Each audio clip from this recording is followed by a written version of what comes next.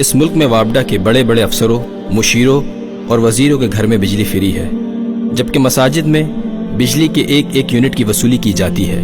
اور تو اور ٹیلی ویژن ٹیکسز بھی مسجدوں کے بل میں ایڈ ہو کر آتے ہیں۔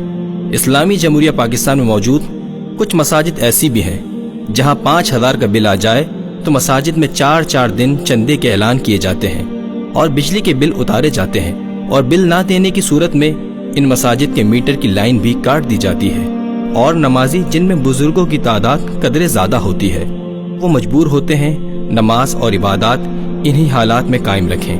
نیا پاکستان بن چکا ہے، کیا ہی اچھا ہو کہ نئے پاکستان میں مسجدوں کو بل سے استثناء کیا جائے۔ وابڈا کے افسران جو بھاری تنخواہیں اور مراعات لیتے ہیں، ان کے گھروں میں بجلی کے بل ان کے استعمال کے مطابق آئیں اور مسجدوں میں یوٹیلیٹی بل کو فری قرار دیا جائے۔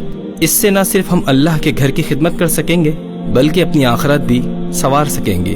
آگاہی کے لیے اس ویڈیو کو زیادہ سے زیادہ شیئر کیجیے تاکہ یہ آواز حکام بالا تک پہنچ سکے۔